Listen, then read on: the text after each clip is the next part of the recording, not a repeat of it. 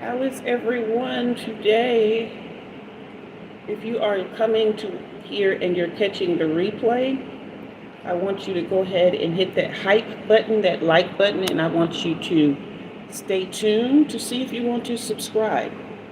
This is School Lunch with Umi Jua. We have been doing this for the past couple of months every Tuesday at noon. This is our next to last school lunch. They are only going through the end of the year 2025, so we will have one more next week. Today we are discussing the topic of parental no contact, and we will be discussing it from both sides. Okay, we will be discussing it from the side of the parent and from the side of the child. Now, let me give a trigger warning. This is and could be a heavy topic for some. So if you are going through something very sensitive right now related to this subject, I want you to just really make sure that you are taking care of yourself. If this isn't something that you feel like you can handle, go ahead and scroll away, or just see if it's something that you can handle maybe or no. All right. Also, I want to iterate that I am not a licensed professional therapist of any kind. Okay.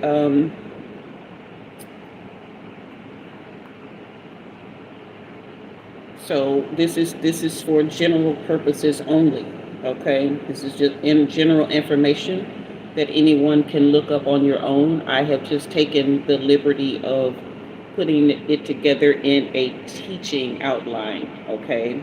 I am not a teacher either. Okay. I'm just here to share some things that I have experienced and that I wanted to know more about. And once I knew them, a bit more about them, then I wanted to share them. Okay. All right.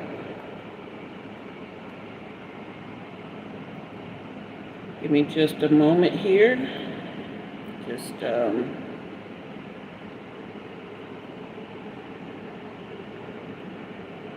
I used to be able to do this and to text or type and talk at the same time. Apparently, that's not a thing I can do as well as I could anymore. Okay. Also, I wanted to let you know, if you wanted a PDF copy of this, you can email me. You can drop your email address in the comment section and make a donation of any size, of any amount, and I'll be glad to email you the PDF. Okay?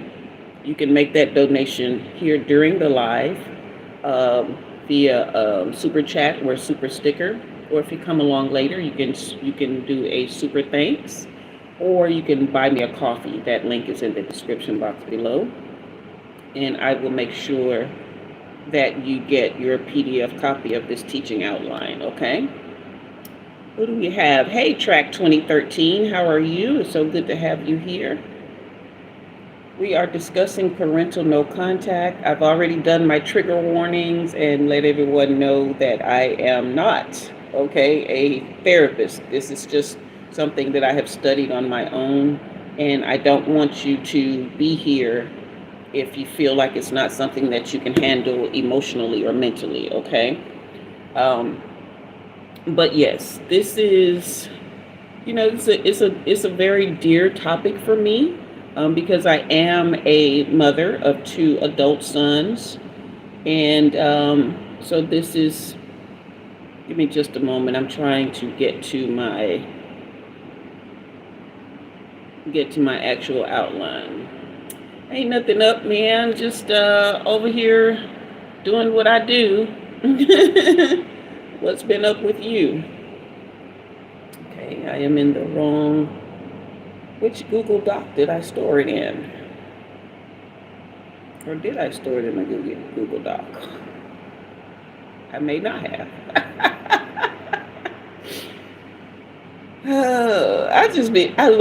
When I say I just be living, that's exactly what I be doing. Okay, so I did not put it in a Google Doc. Let me go back over here to my, and we're just going to enlarge this and teach from here. All right, you guys, so go ahead and hype the video. Go ahead and How old am I? I am as old as time itself, okay? Go ahead and let's fire up the comments so we can get this live out, okay? Put your favorite emojis in the comment section for me, won't you? Yes, one thing about it, we have all always existed at one point or another, okay? So age is really a concept. It is not real. And if the idea is to call me old, I welcome that because there are a lot of people who aren't making it. So age is actually a privilege. All right. Okay. All right. So thank you, thank you, thank you. So let's go ahead and jump in because I do have a personal reading to do after this and I don't want to be late for that. So we are navigating no contact and the concept of ambiguous loss, right? And today's goal is to manage grief and ambiguous loss compassionately, without reconciliation being the end game. So we're not necessarily talking about how to reconcile. It's really just to compassionately handle the disconnection, okay, or the loss. All right, and the idea of ambiguous loss, right? It's a It was a term that's coined by a professional named Pauline Boss. Okay, so ambiguous loss happens when someone is physically absent but emotionally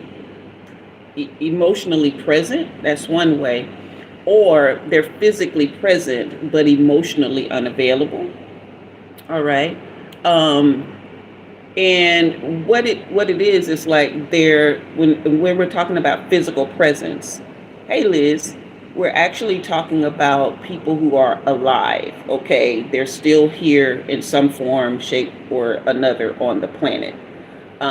But they either are not emotionally present or available, or they are not physically in your domain, in your life, okay? And so that can feel like real loss. That happens when, and what brought this about was she was actually studying how parents were handling when their children came up missing. And she noticed that a lot of the similarities with how the parents felt was the same with parents who were in no contact with their children, okay? So it feels like grief without closure. There's anger, there's confusion, there's sadness, all wrapped up in one. And this is initially, right? Some people, they learn to cope with it. They learn to like make it work for them, or they've learned to live their lives in spite of the no contact situation. But what it feels like initially is anger, confusion, and sadness all wrapped in one, which is grief, okay? Grief without closure. And all of these things that we study week to week, we do talk about, the effects on the nervous system, right? And so the nervous system actually does, in this instant, get stuck in fight, flight, freeze, okay? So we are really going to be looking at where the tension in the nervous system needs to be eased, right? And so we're just integrating our experiences. We're not trying to fix anything today, okay? All right, so this is when the no contact situations, when parents initiate, we'll be discussing that. Parents initiate to protect themselves or other children, and if that happens, right, the child may feel rejection, abandonment, or confusion, even though most of the time people have a reason for going no contact period, right? But it can be really, really offsetting for a child because the idea is that the parent is supposed to be there no matter what, and the parent is supposed to do whatever to maintain that relationship. However, if the parent somehow feels the need to protect self or other people in within the family or the circle or the dynamic, then going no contact can sometimes seem like the best answer for them, okay? And most of the time, that comes with after having tried so many things before. However, sometimes there's a huge event that requires immediate action when it comes to no contact, okay? So, and again, the child feels rejection, abandonment, confusion. Now, when the child initiates no contact, they are usually protecting themselves from some sort of abuse, trauma, or neglect. Okay. And the parent may feel guilt, shame, and helplessness, right? So it's almost like, for most parents, they know that they screwed up in some way, shape, or form or other when it came to how they interacted with the child. Now, we are not talking about people who have issues, who have entitlement issues, who feel like the parent should break their necks and bend over backwards and do every single thing for them the way they want it, when they want it, how they want it, for whatever reasons they want it. We are not talking about entitlement. We are talking about real abuse, trauma, and neglect. Okay. And so once the child goes no contact or the idea of initiating no contact comes up, the parent may feel guilt, shame, and helplessness because they know they have some culpability in what is happening, right? So the bottom line is ambiguous loss is messy and real for everyone. It's messy and real on both sides, okay? So it can be an emotional roller coaster when sadness, anger, guilt, and confusion are, a part of feeling cut off from your family or your identity. It does throw the nervous system into hyperdrive, okay? Um, but it's not any more hyperdrive than the dynamics that caused the situation. On the parents' end, if they're protecting themselves or other children, their nervous system is already in hyperdrive while they're in the situation before the no contact happens, right? And it's the same with the child. If there is neglect, abuse, things like that, trauma, then your nervous system is already in hyperdrive before you initiate the no contact. The idea of no contact is not to stay or to pull away so your system stays in that situation. It is so that you can gather yourself, so you can calm your nervous system to work towards healing. And notice I said healing, not necessarily reconciliation. That depends on a host of dynamics that is, maybe moment by moment. It may be a moment by moment decision. It doesn't have to be permanent. That is really depends on the situation, what you want out of things and stuff like that. So longing and hope can creep in even when you know better, right? This is human. This is not weak. No contact in any situation. Longing and hope can creep in. Even when you know better, even if you know the situation is not ideal. Okay. So you guys fire up those comments. Let's see if we can get this live pushed out, because I know this will help someone. Okay. Let's see what we can do about getting the live pushed out. Okay. So, um,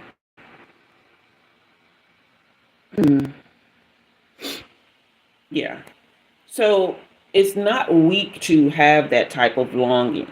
Okay. And it's not, um, it's just human. It is, because you want connection on so many levels, but especially with family. Okay. So let's look at some ideas around coping or healing. I prefer healing over coping, because coping, it keeps the nervous system in a loop where you're still constantly replaying the things that got you here. You're still constantly plugging back into the trauma, even though you physically removed yourself. Coping, it just kind of keeps you from spiraling into a total abyss. However, healing it gives you a chance to understand perspective. It gives you a way to step outside and away from the trauma, the feelings, the circumstances that led you to no contact, and see yourself in a deeper and bigger way. You are not your trauma, kind of thing, right? So this is where no contact really starts to look like something that made it worth it, so to speak, right? So you focus on yourself first, okay? You focus on you, right? You're not focusing on what the parent did, what the child did. You're not focusing on, and that's not to say the feelings aren't going to come in, right? The feelings are going to be there. They're going to do their thing, but your focus is not on what caused the feelings. Your focus is not on who the person is that did these things, right? And it's not to say that it's not important, and it's not to say that they didn't do it. It's simply to say that you are the focus. You are what matters at this time. Why go through all the stress, the hurt, the heartache of leaving, and then focus on why you left? You may as well have stayed there, right? This is just logic. This is not me scolding anyone, okay? So you focus on you. Put your mind, your thoughts, your goals, your dreams, your ideas at the forefront, okay? Your health, your mental health, your emotional stability, your spiritual growth, your hobbies, your interests, again, goals and dreams, little things, keeping your place clean, organizing, your clothes or whatever. The focus is on you feeling safe within self and safe with the person that you are and want to become, okay? So when the feelings come, again, we're not trying to erase them, but it is good to name them. We're not going to try to, if we're mad, say, I'm not mad or anything. When you name feelings, right, you sit them on the table and you say, hey, yes, I'm mad. And then it tends to lose its power when you can name a feeling, when you're not struggling against it, when you're not acting like it doesn't exist, when you're not leaning into it like it's just this big thing that has to take over you, right? It's a feeling. They come and go, right? And so by naming it, you just put it on the table and you say, hey, you know what? Yeah, I'm mad. And then you're like, yeah, I'm mad. Now what? Right? So I'm sad, or yes, it hurts. And when you can name it, then at that point, you can start to put it in its proper place, or just kind of sit it aside, or just let it go, right? But you will, by naming it, you frame it, and you can put it in its proper place or perspective, or you can throw it in file 13, which is the trash, okay? Now, you do need to allow yourself to permit grief, okay? Grief is real and it is valid, all right? So grief does not, you can look up all the stages of grief and all of that. We're not going to go into that right now, but don't see grief as something that is just for people who have lost something, someone to death, okay? It's not just for people who have lost, a career. It's not just for people who have lost, a long time marriage or relationship. This is a real relationship, a blood connection most of the time. Sometimes no contact with parents can be guardians, but this is a real loss, okay? So it's okay to grieve it, right? As someone who lost a parent whom I loved dearly and was the only source of love that I had ever really felt, the grief from that was massive, and it overtook me to, in just such a massive way. And so now I understand that grief is necessary, but you can get locked into it in such a way that is extremely detrimental, which is why you need to be working through grief and working with grief, right? And so it's very, very, very important that you search out how to handle your grief, okay? Another thing is reclaiming your autonomy. A lot of times in families, as a parent or as a child or anyone in a family, a sibling, whatever, you don't have your own personal identity, right? You tend to be just a part of the clique, a part of the clan, right? You are not someone who is your own being, your own person. Your personality is not recognized in a way that you are an individual most of the time, right? And the things about your personality that do stick out tend to be the negative things. That's what people latch on to a lot of the times. So this is where, when you are in a no contact situation, whichever side you're on, whether you're a parent or the child, um, and this can be harder for the parent because there is more guilt in the parent relationship and shame, okay, from the parent side. So reclaiming your autonomy, which equals boundaries, wrapping yourself in a cloak of self-love, right? Really tapping into who you are as a person and loving yourself on a deep level is a great part of how to heal through no contact, okay? And again, this is coming into a reconciliation with self, right? This is giving yourself the power of identity, not in the sense that you only identify with your grief or things that are external to you, like your job or your money or your relationships, or you identify self as a pure and whole person, someone who is worthy of love, that kind of thing. We're identifying the entity of self. We're not identifying with the things that we think make us who we are. Okay? So, there are rituals that you can do for closing. Um, you can journal, obviously. You can write letters that you don't send. And just mindful reflection, right? Just sitting down, really thinking about, not in the sense that you are rehashing things, but you're really thinking about, how did I fit here? Or you're trying to have a certain level of compassion or at least understanding for the other person. Like, what was it that made them think that way, feel that way, do that thing? So you can start to identify the humanness behind whatever darkness came in, right? And identifying the humanness is not, again, is not letting them off the hook. It's just understanding that human beings gonna do human stuff, right? People gonna people.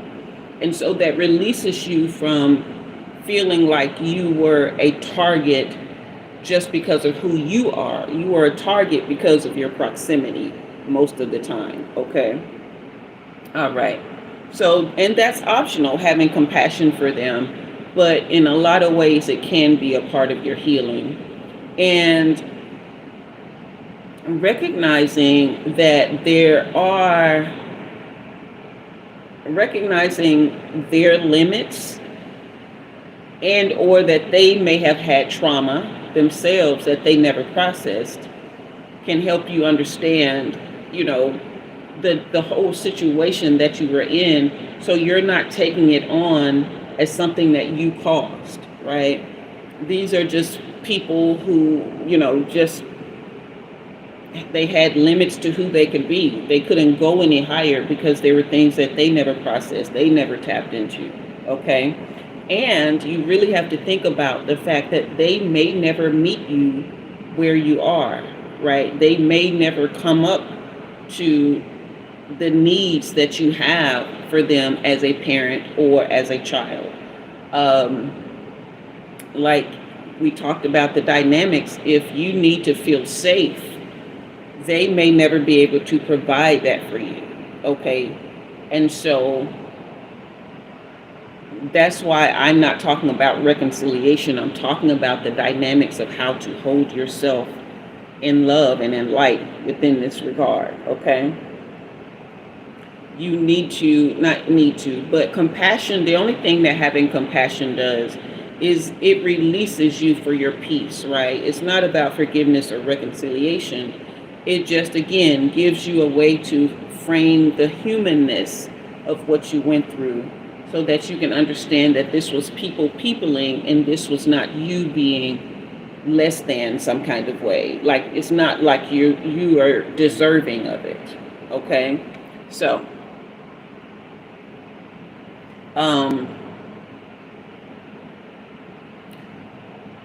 another thing, just looking at the compassion of it, right, is there is a science to it. There is a science to compassion, to practicing compassion. It does lower cortisol, right? It does calm your nervous system, and it does help to integrate the feelings of loss in a way that they just become a part of your background story and not the forefront of who you are and where you're going. Okay. So I talk about the nervous system, and that is the real wiring of our healing. Okay. We can talk about 1,000 things, 1,000 different ways, 1,000 different times. And if we are not giving our nervous system the opportunity to recalibrate, then we are definitely having issues with whatever healing that could take place, whatever happiness we could have, whatever wholeness we can have in all areas of our life: physical, emotional, mental, spiritual, financial. Okay. So it's like your nervous system is your core engine. It runs everything. And so that's why I'm talking some about compassion, because it does help the nervous system calm down, and it does lower cortisol, because I'll reiterate, you are not taking on the identity of the pain and the trauma that was caused. You are understanding that this person who did it is human, right?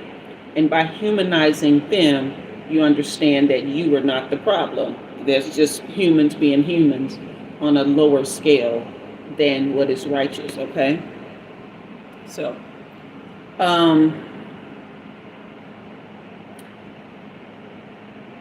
no contact is sometimes the healthiest choice, right? It is not something probably to enter into lightly, especially, like, I would say if you are really considering no contact, right? Don't go into it with the idea just to get away from the person. Think of where you want to be, what you want to become, and how you want your life to be, right?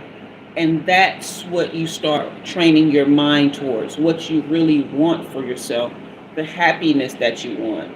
So that when you do go no contact, you leave with less stress on your nervous system that is not tied to so much anger, so much, sadness, so much, you still are going to feel some of those things over time.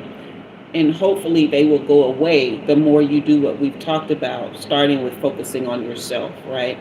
So when you start to think about these things, because it can be heavy, it can be a heavy load to carry over time. And so you want to, give yourself a cushion to fall forward on as you leave, okay? Because loss is real, right? It's not something that, like, let's say you lose a pet, and some people don't really understand the grief behind that. I cry when my plants die, okay? So I can understand this thing that had all this vitality and life that was, moving in and out of your space every day. So it's real, right? Yet we understand that we must continue life, and how you want to continue it is where you start from, okay? So healing equals, you might want to take notes on this part, healing equals self-compassion plus autonomy plus nervous system care. You care for your nervous system. You can nurture it in many ways, but we already talked about journaling and things, but getting plenty of rest, making sure that you're eating well. You don't have to eat perfectly, but give your body something alive every day. Move your body, right? You want to move energy out. You want to move it, well, move it around, and whatever isn't healthy, it will move out through breath, okay, through sweat, all right, through, increased circulation, all those kinds of things. So you want to be moving your body. You also want to be sitting time in quiet. I preach meditation. If you come to this channel a lot, I'm always going to preach sitting down in the quiet, okay? I do transcendental meditation, but you can just sit down and be quiet. You don't really have to go into anything major. Just sitting still with yourself, with nothing on. Don't worry about your thoughts. Oh, you need to harness your thoughts, or your thoughts are running, and things like that. You really just sit down and just be with yourself. Your thoughts are going to do what they're going to do. But part of why the nervous system stays wired is because we don't process our thoughts. We're always constantly running, and thoughts are coming in, but they're never being processed, okay? So that's what another thing silence does for it. So healing equals self-compassion plus autonomy plus nervous system care, okay? So it's not about forgiving or excusing. It's about freeing yourself to really be who you are, to reclaim your self-worth, okay, and to grow and live out the potential of who you really are as a person. And sometimes, unfortunately, those closest to us hinder us more in that process. So you can decide over time if reconciliation is for you or not. And you can decide under what circumstances and what stipulations have to occur before you re-enter into a relationship. And you get to decide the pace of it, and you get to decide how much access this person has to you. And so that is a minute by minute, step by step process that takes place only when you get back to self, or you get to self. Maybe you were never to self, okay? You may go through the process of getting to self for the first time, which is a beautiful journey, by the way. I didn't say easy, but it is a beautiful journey, okay? And so it is, you will appreciate yourself so much more when you start to see that there is truth and light and power in knowing who you are and being okay with that person. As long as you're not hurting yourself or other people, then who you are is extremely okay and beautiful. Extremely okay and beautiful. If you are hurting other people, then just stop. Okay, I'm not one of those people that's going to tell you, oh, you need to do 1,000 things to stop mistreating people. No, you know exactly what you're doing, and you know exactly how to fix it. Stop doing what you're doing to hurt people. It's not rocket science. It's not anything that you have to go into all these. Okay, I'm not a therapist. A therapist may tell you something different. You need to heal to stop hurting people. I would say you need to recognize that you're on some bullshit and just stop hurting people. Okay, that's what I would say. All right, and it's it. I will go back to this here. Everything is a matter of decision. We can decide that our trauma is our identity. We can decide that anger is our identity. We can decide that misuse, abuse is our identity. We can decide that we are a bad person and just be okay with it. Or we can decide that we don't want to be whatever it is that's causing our lives to not be happy, or that's causing other people's lives to not be happy. Okay? So once we make those decisions, then we can start to decide how we want to act on them. All right. And that is, again, a beautiful space of alignment with self, with knowing your potential. And potential sometimes can be a very daunting word, because it's like people see in you, or you see in yourselves, all these gifts and talents and all these things that you have the ability to do.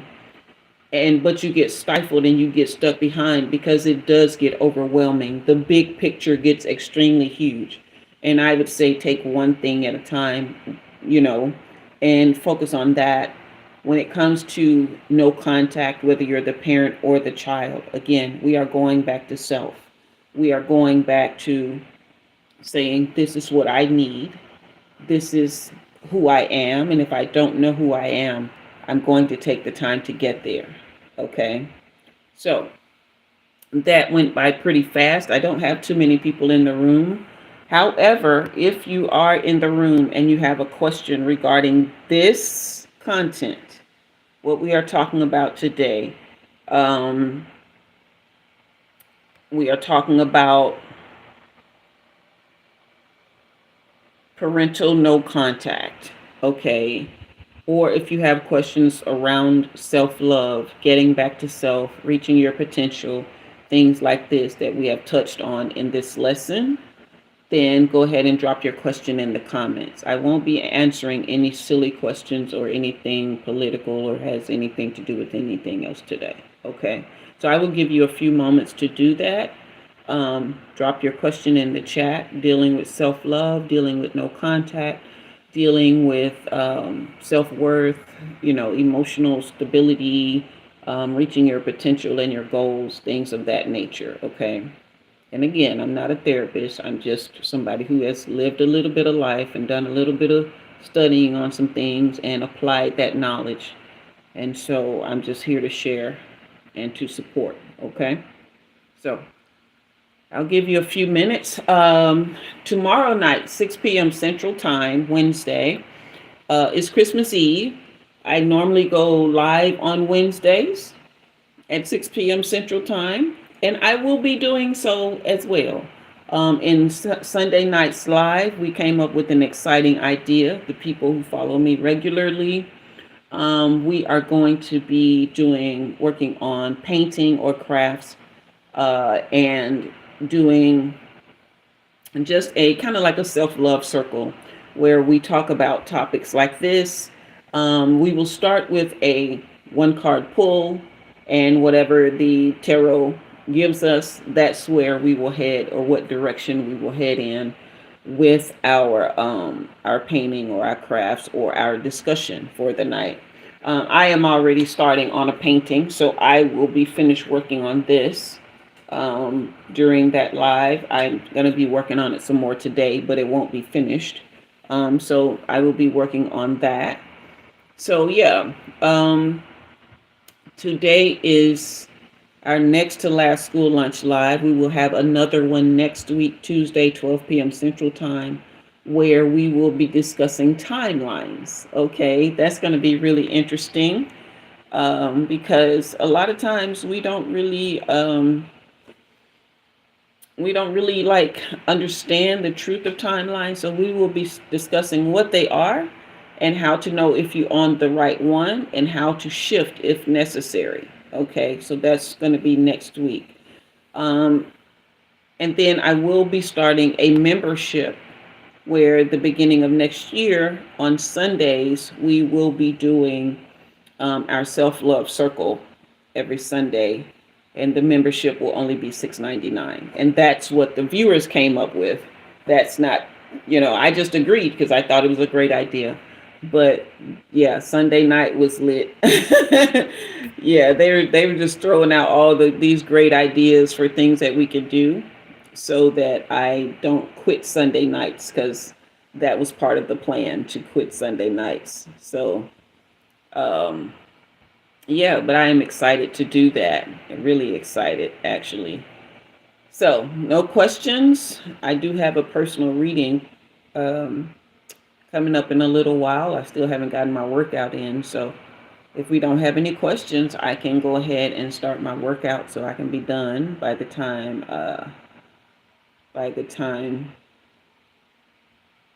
we get to by the time I get to my reading.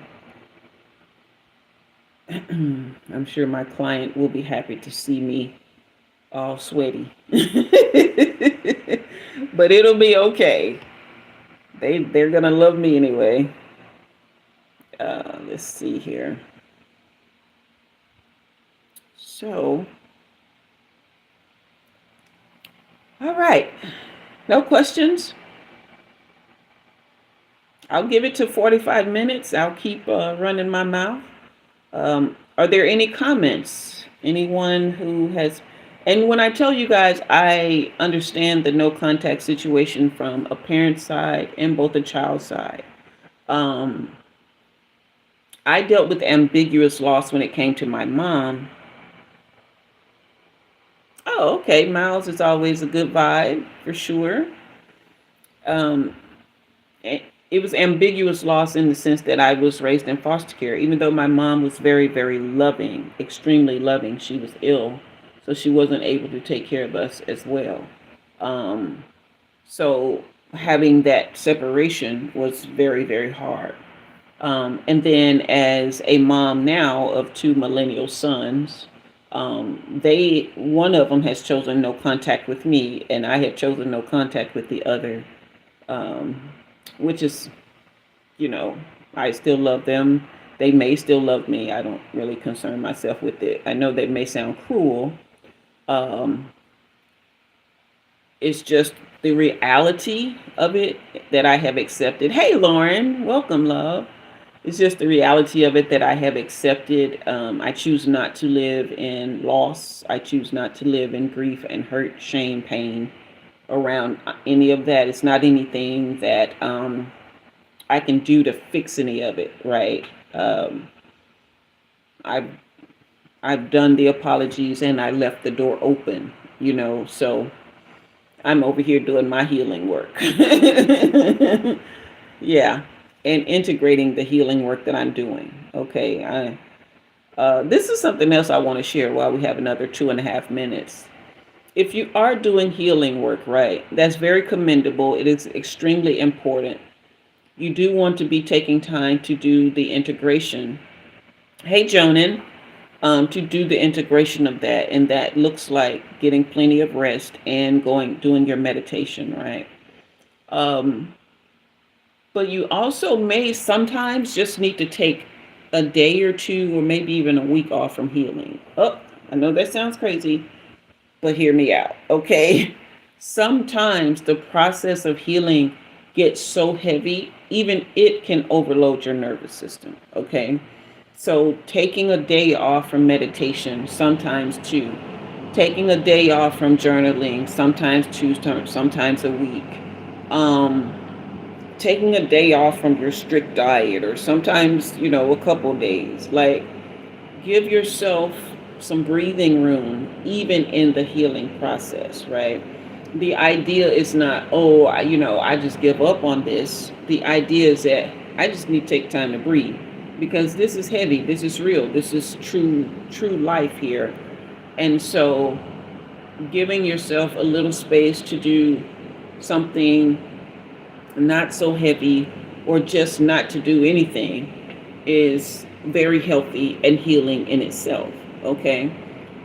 And another thing, when you do go on a healing journey, and you are on a healing journey, I want you to understand that you are already healed. It is not something that you necessarily have to feel like has to be a lifelong thing. There is a finish line in every race, okay? So that is what I wanted to share. Again, I will be here Wednesdays, 6 p.m. Central Time, Sundays at 6 p.m. Central Time. And our last school lunch will be Tuesday, December 30th at 12 noon Central Time, where we will be discussing timelines. On the other nights, we do readings, tarot, oracle, the whole nine. And then we're going to be shifting to our Sunday nights at the first of the year, being our self-love circle for members. Okay.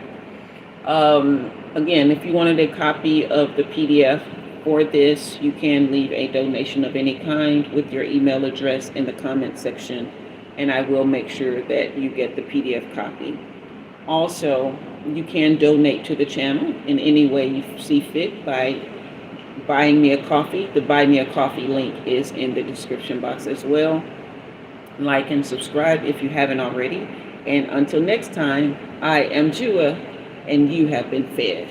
Bye-bye.